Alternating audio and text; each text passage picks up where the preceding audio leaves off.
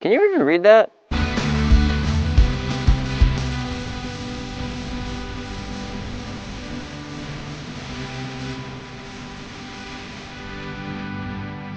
Hey, what's up? So a couple days ago, I made a video going through that closet over there, going through all the projects that I had, things that I haven't completed, things I could do, all that fun stuff, and you guys gave me a lot of ideas on what we want to do. On that list of things that we're going to do is the Jason mask repaint, we're going to do a couple Nerf gun repaints, and maybe a few props along the way. But there was one that stuck out to me that I really wanted to do soon, and it's one that people have been asking for, and one that I personally want to do. It's the breakdown of my first ever custom Spider-Man cosplay. If you don't know already, this is the custom Spider-Man that I made. It's the first Spider-Man cosplay I've ever done, the one that I went out for an official photo shoot with, and the first one that kind of sparked my career as a cosplayer. When I was kind of designing this costume, I knew that I wanted to do Spider-Man, but I didn't want to just do the traditional Spider-Man for two reasons. Number one, I wanted to do something creative. I didn't really have a lot of experience cosplaying, and I didn't want to do just a base character that everyone had done. If I was going to start something, I wanted to start it off with a big impact, and I wanted to start it off the right way. So that meant do something new, do something creative, and do something that people haven't seen before. So that's what I wanted to do for my first ever suit. The second reason was because I was not confident with me or my body. I wasn't confident in wearing a Spider-Man suit, especially for my first ever cosplay. Like I said, I wasn't in that cosplay world. I didn't have any social media, I didn't know what to do, and I didn't want to just immediately jump in to something I wasn't confident in doing. Since that point, you guys know that I have done multiple Spider-Man cosplays, and I am now very confident and very comfortable doing that. But for my first one, I didn't want to do that because I wasn't at that comfort level yet. And of course, I wanted to be creative and do something new and different and really see how far I could push the bar. So I took my favorite character, Spider-Man, and I thought every Spider-Man has a homemade suit. What if I made a homemade suit? So what I wanted to do was pretty simple. I wanted to make a streetwear Spider-Man. More of a darker, grittier version of Spider-Man that was still Spider-Man, but kind of tipped the bar into the darker scale a little bit, and that's what I did. Now, in terms of the design phase, I had no clue what I was doing. I sketched it out a few times and I drew out what I wanted it to look like, but overall I really didn't know what I was doing. What I did know was two basic things. I was gonna wear jeans and a hoodie over a Spider-Man suit and have a mask on. Everything else was kind of touch and go. It was as I was building the suit, I would add things, take things off, switch things around, such as shin pads, shoulder armor. I was testing things all around to see what would work and what wouldn't. And eventually I came up with the final design, which of course you guys have seen already. But I'm gonna go through that suit. I'm gonna break down every single piece of it, show you what makes that suit what it is, every little detail that maybe I didn't get to show in those photos, and basically just show you everything that goes into making that suit. Now, viewer discretion. Like I said, this was my first ever suit. I had no clue how to craft anything. I was not very good at crafting things, I was not very good at building things, I was not very good at cosplaying. So there was a lot of unprofessional work on this suit. I'll get into where exactly. So the funny thing is, I just cleaned out this closet for that other video, and then I put everything back in the closet, not realizing I'd have to go back in to get the Spider-Man pieces. Clearly I wasn't smart enough to grab the pieces beforehand, but at least now the closet's organized so I know what I'm grabbing. That was very in character. I think it's just that box. So the first piece is the face shell. As you guys know, a very important part of a Spider-Man cosplay is the face shell. And I've shown you guys the variety of face shells that I have. Of course, we have the Miles Morales shell, the Spider-Punk shell, Amazing Spider-Man shell, basic print costume shell, the Ben Reilly shell, and then of course, my classic shell, the one that I wear all the time. Before I owned any of these shells, and before I knew exactly what a shell was, where to get one, or basically how to use it, I had to make my own shell, since I was learning what a face shell was and I knew that I had to have one, otherwise I would look like a Play-Doh face underneath the mask. So, since I didn't have the money for a shell, I made my own shell. This shell consists of a cereal box, a bunch of spare cardboard, foam, and an elastic band. You can see on the inside here how it's made up of a bunch of different cardboard and foam pieces on the inside that are custom fit to my face so it fits better on me versus just a general shape. As you can see, it's roughly the same size as the shells I use today. I'm gonna go into a whole video about this eventually. I know I've talked about this video a few times. I haven't had time to make it yet, but eventually I'm going to make a video of showing you how to make one of your own, because it actually is a really good starting point and it proved to be very useful and helpful for me in my early days. And it's still good to know nowadays anyway. Basic process was making a cereal box face shell out of cardboard, then using Bondo filler and hot glue to fill in all the gaps, coating the entire thing with Plasti Dip and black paint to give it a uniform look, updating the lens style as I moved forward to get a different shape, and then over time as it deteriorates, using masking tape and painter's tape to cover up the weak spots. Since it's not a plastic professional shell, if I sweat in the mask, it's just cardboard, so it's going to wear down. I haven't used this shell since that first or second photo shoot, since I needed it, because I've since upgraded to better shells. But I still keep it around as kind of a memory, kind of a keepsake, because it was the first ever shell I had. And the mask I used was this guy, the homecoming mask. So I talk a lot about the face shell design that I use and how I use magnetic lenses over it, right? And the fabric mask is just a mask with 2 holes. The lens obviously pops over. Before I knew about that, I did this. I had my lenses attached to my mask that I slid over my shell. Again, this was my first ever suit, so I didn't know any of this. I didn't know what to do. I didn't know what the proper form was, and I didn't know what all the options were.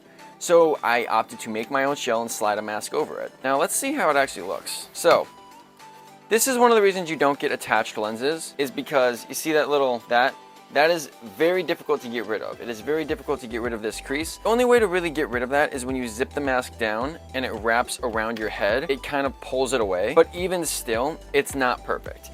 You can see all the informalities from the shell that kind of make their way through to the mask, all the hot glue bubbles and stuff. But overall, for a first ever attempt and a first ever try, it wasn't the worst option to go with, and it served me well. Now, where I got this actual mask, this fabric mask with the lenses attached, was AliExpress.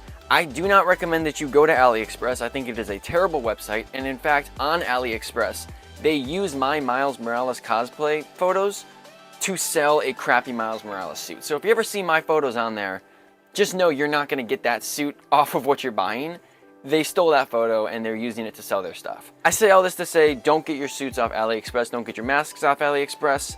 I happen to get lucky and get a decent quality one, but I would highly, highly recommend you just go to Print Costume to get your stuff there, or other sites like RPC, Hero Stime, Sim Cosplay, anything like that. That's about it for the mask, and that was one of the trickiest parts of trying to understand the cosplay, was making a mask that would actually work, because again, like I said, I was completely new to it. I had no clue what I was doing, and when I finally figured out that I could make a face shell, it was the first step. So we see my first face shell versus my current shell, and how there's a little bit of evolution between the two, to say the least. The next piece we have is the custom backpack. So in order to make this, I took a standard tan khaki backpack off Amazon, which was like 20 bucks, ordered it, and the first thing I did was immediately hit it with an airbrush. I immediately weathered all of it with an airbrush to get it really dirty, really grimy, because like I said, I wanted it to be a street Spider-Man. I then hit it with an X-Acto knife and went around all the different cuts, cutting everywhere, tearing it, ripping it, making it look a little battle damaged, scorching it with a lighter in some places. This used to have bandage tape on it. It has since fallen off because it's a little old. Then made a Spider-Man template. I took a piece of paper, cut out a rough Spider-Man design, and then airbrushed over it. As we can see, my airbrush skills were not too keen. It was very sloppy. It wasn't the best design, but it worked. You know, it had the Spider-Man symbol on the back. It did what it needed to do for the time I needed to do it with. Next, we have on the side here a little cartridge. When you open it, it has 2 cartridges. This will come in handy later, so I'm going to keep this to the side, and I'll explain why that's important later. This was just a random cartridge I thought could be some sort of web fluid. It has some stuff in there. I don't know what's in there, and I'm not going to open it because I don't know how long that's been closed. But this was a little pouch off of a standard combat police belt. I ordered 2 police belts, one to wear and one to get extra pouches. Flipping the bag around, have some battle damage stuff, electrical tape here. I also took a spare Spider-Man print like shirt, ripped it up, and then used it as bandage for this side. Just like I said, I wanted to be creative and I wanted to make something new, and I was kind of just throwing anything I could at the wall and seeing what stuck, and that was cool. You know, it was just a little strap of Spider-Man pattern on the backpack, and I thought it worked pretty well. So the backpack serves 2 purposes. Number 1, when we were going downtown for the shoots, I would stuff all the gear into this backpack. Number 2, when I was on the shoot, the backpack would still be stuffed full of my normal clothes. And I don't know what it is about backpack designs with Spider-Man, but I always love when Spider-Man wears a backpack, so I needed to include one in mine. The next 2 pieces are what I wore on top of that. The shirt, I had 2 variants of the shirt. For the shirt, I went with the PS4 design because I loved the white spider symbol. And I did that for a reason, because I wanted to show the contrast colors and the strongest pop I could. And that bright white spider did a great job of showing it. I ordered 2 of these shirts, one short sleeve and one long sleeve. Exact same design, exact same company. One is just short sleeve, one is long sleeve. In the costume, I wear the long sleeve version because I like to roll the sleeves up to match with the hoodie that's rolled up as well. I like having the hoodie rolled up and a little bit of the suit showing underneath that hoodie. I can't remember where exactly I got these shirts from, but what I can say is they're not spider suits. These are not spider suit shirts.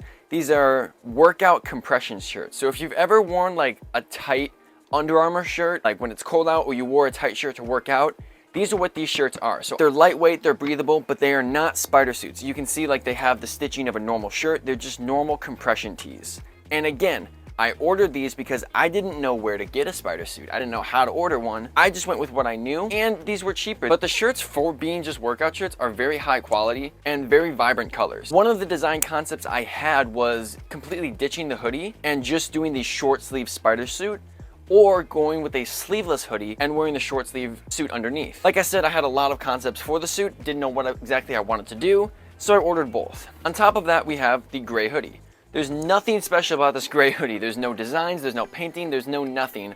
I wear this gray hoodie normally. It is just a gray hoodie. I ordered 2 of these hoodies, one with sleeves and one without. Like I said, I wanted variation. It is simply just a gray hoodie with a white zipper on it. Nothing special about it. So the next piece of the suit were black jeans. However, I cannot find the black jeans that I wore for this suit. I don't know where they ended up, but I know for a fact they are like 5 sizes too small for me now, because they were small for me when I wore them on that shoot. But I also know there was nothing really special about the jeans themselves. They were just standard black ripped jeans. There was nothing super special about them. So I'm not gonna waste too much time being mad about it. If I wanted to redo the suit, I would just get black ripped jeans, because most of the design comes from on top of the jeans. Which, speaking of which, we have the utility belt. Now, Spider-Man is not a character that has a utility belt, but in my iteration, he is. I wanted to give some sort of customization, some sort of option to the suit, and the utility belt was the way to go. So like I said, I ordered a police combat belt, which was just a standard nylon belt that police wear, and it had a bunch of different pouches, and through all the pouches I picked the ones I wanted. So starting at the front of the belt, we have the buckle, which I dry brushed to be silver. We have this weird metal piece that I just glued on. No clue what that was about. I had another one over here, but it must have fallen off because I replaced it with 2 of these cartridges. Again, you're gonna see a pattern with these cartridges. I'll get into what they are eventually. Going around, we have a flashlight holder, which I did have a flashlight with a wire that wrapped around. Wrap around, just a little buckle there. Another buckle here with a weird lock. I don't know what that was gonna be. I think the idea for this one was to have handcuffs on the suit, but I didn't want to walk around with handcuffs on the back of my belt, so I just kind of opted to put a lock on it instead of having handcuffs. Walking around here, we have a little Spider-Man mini pop head, but it was a cool little trick on the end, little teaser of Spider-Man having Spider-Man on his belt. It shows up in some of the shots and it's really funny. And then of course we have another one of these silver cartridges. So if you're noticing a pattern with those silver cartridges, they're gonna show up a little bit more. And this is where they show up. So all of these silver cartridges, I had a bunch of these little cylinders all over the place. I can't remember exactly where I got them from. I think they're actually like old receipt paper holders I saw someone throwing out, so I grabbed a bunch of them, and I had a bunch of them of different sizes, some large, some small. I took them all and I painted them silver, and then went over with sandpaper to take off some of that paint, and I added them all over the suit. So we have some on the belt here. There was one, obviously that one went in the side of the backpack, and then these went on elastic straps and the nylon over the top to hold them in, that I used and I wrapped around my leg. So in some of the shots you'll see these wrapped around my leg. They're literally just circles like that go around. They weren't actually on the pants. The idea for this was kind of like web cartridges. If I only had like one, it would look weird, but I realized if I put them all over the suit and I showed some sort of consistency with them, it would make sense as to why they were everywhere. So I wanted them on the belt, in the backpack, some on my gloves, and then some on my legs to show them being web cartridges. And the web cartridges in this style, they're obviously reminiscent of like ammunition and how ammo holsters work, or like the belt ammo strips. It was kind of along that idea. So now we get into some of the cooler stuff. The armor. Initial design for the armor were just these. I had these spare catching gear, painted them red initially. It was like a red and black design, and sanded them down. But they were very small. It went from my knee to like halfway down my shin, and I was like, I need more. I need more to cover up my legs. So the reason these are painted gray is because I used them for like a Jedi cosplay later down the line. This is a pro tip, never throw away your armor. If you can repaint your armor for a different project, do it. When these didn't work, I ordered these. These are larger shin guards that go on the knee, and they give you a couple inches above the knee, and they go much farther down the knee. But these also don't go down my entire leg. So instead of getting a different pair, what I did is I ordered a smaller pair of children's soccer shin guards, installed Velcro on the inside, Velcro on the outside of this, and attached them like this to give me one large leg armor piece. So one large leg armor piece that has a joint here and a joint there. The process of painting these was very simple. These came in like a white design. I took sandpaper, sanded off the white design, and then repainted them black, and then took silver acrylic and dry brushed over them just to make them look like dirty armor pieces. Nothing too fancy, no designs on them, just armor. These is where I got a little bit more creative. When these showed up in gloss black. The first step was to take sandpaper, sand off all of that gloss, because if you have a glossy or shiny surface, your paint will not stick to it. So I sanded all of that off. I then took, again, that silver acrylic, and I dry brushed over the entire thing. If you don't know what dry brushing is essentially when you put paint on your brush, dab away almost all of it until it's dry, and you brush over the side of it like this to give it this worn metal effect. I do it on a lot of my custom props, like Zerg here. Zerg is dry brushed all over the place to give that worn metal effect. But I dry brushed all over it to make it look like metal, and then I painted these back silver and then sanded them back off. It was an entire process of painting things and then sanding them back down to make it look worn. I then took a white colored pencil and started adding graffiti around the entire thing. And this idea actually came from my good friend Cosplay Chris, or Chris Stanley. I was on a Skype call with him one day, and I showed him some of the suit designs, and he was like, you know what you should do is, if this is supposed to be a street level Spider-Man, you should make him really street. What if he's on a rooftop and he got bored one day and he just starts drawing on himself? And it fit my character perfectly, because if you guys know the inside joke of my disappearing tattoo, I like to draw on myself with marker, and people are always confused when there's sometimes a tattoo on my hand, sometimes not. So I was like, yeah, that's a perfect idea, because if I was on a rooftop, I would be doodling on my armor too. So I took a white colored pencil and then I started doodling. We have a spider symbol there. We have an MJ with a heart there. We have a spider web design that's since faded. Say hi to Ben. Just kind of grim when you think about it. And then my favorite one, and this is one Chris and I laughed about when I did it. Fuck Venom. And I specifically did that one upside down, so it looks as though I drew it on when I was sitting down. And this one is a hidden one too. So you can't even see this one unless I'm kneeling down. So this one's more of an inside joke. But that's definitely one of my favorite parts of the suit. And the thing that gives it kind of the most life to it is it adds on a little bit of character. And the way they hook on is super simple. They just wrap around like this, hook on like that, and they snap. I actually found an example of a shin guard design that isn't sanded, and you can see just how glossy it is compared to this one that is very matte. That's kind of what they started like. Another one of my favorite parts of the suit are the gloves. These are leather gloves, black and red leather gloves. So when I ordered these, they were very clean. They are not clean anymore for a reason. The way I weathered these was actually really fun. I basically wore them and just smacked my hands in the dirt like this and just kept going around in the dirt, smacking them around to give them the most natural wear and tear. I then went around with sandpaper and busted up the knuckles, because of all places that a Spider-Man glove would be damaged, it would be the knuckles. And I also went around with a ink pen and drew on some stitching around different parts of it. And then when I ordered these gloves, I had to reinstall where the rivets were, because I needed the gloves to fit very tight, like that,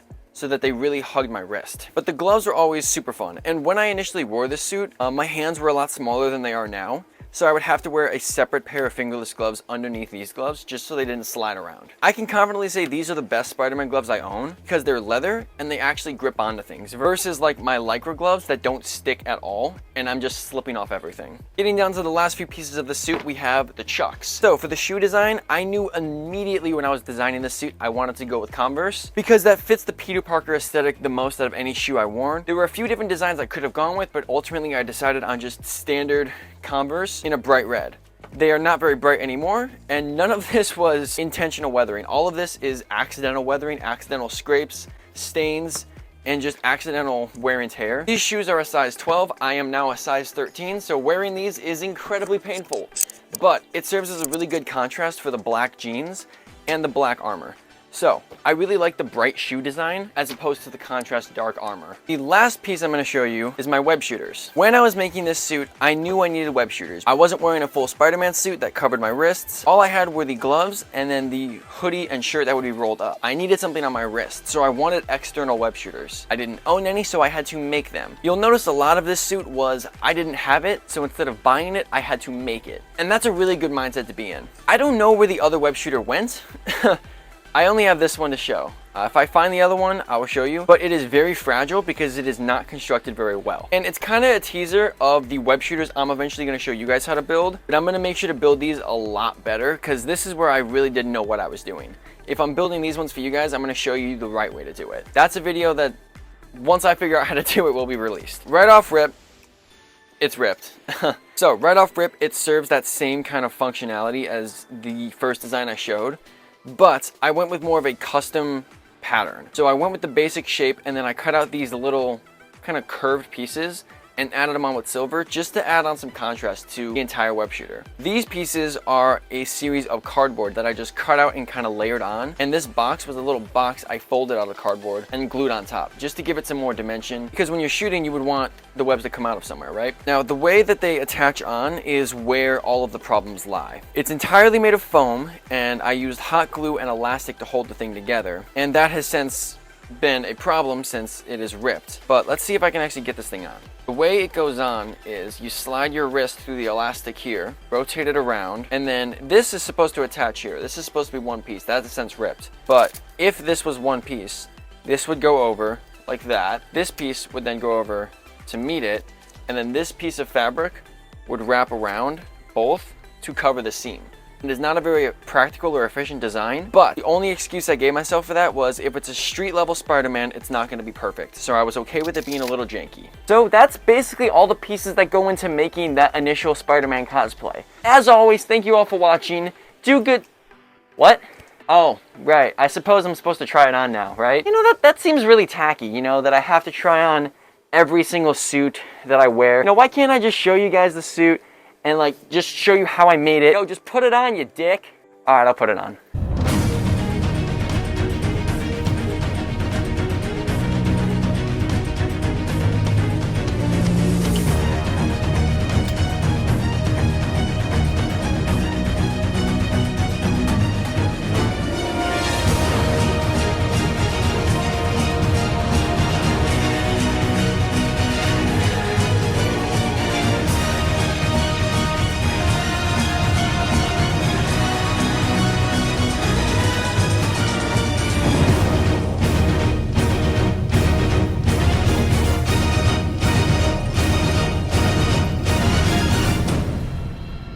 I knew I was going to try it on regardless because I love this suit so much. But there's a couple of missing pieces, of course. Obviously, I only have one web shooter. I don't have the other one. And this web shooter is not in very good shape. I'd have to make new ones anyway. I'm not wearing the old mask. This is the old mask. I don't want to put that old face shell on. It's gross, and it's just a keepsake. Now, a significant problem with this suit, if you can't see it already, is the neck area. That comes at a cost of wearing the compression shirt versus wearing an actual suit that gives you the neck to tuck into the neck of your mask. The way I got over that problem is I had this very uncomfortable contraption of an Under Armour suit design with a neck holder thing.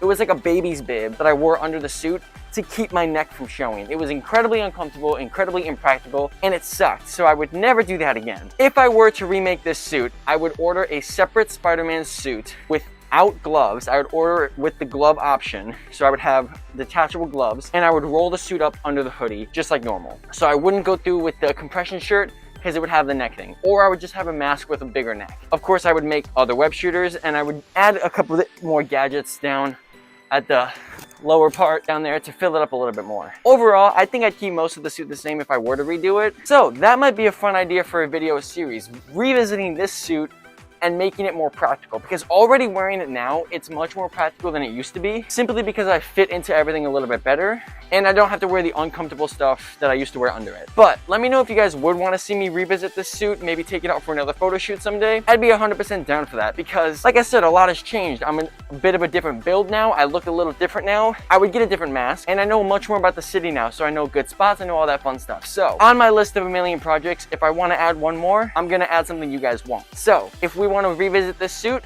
let me know and I'll make it happen. So by the time of this video being uploaded and you're watching it, I'm probably already in California.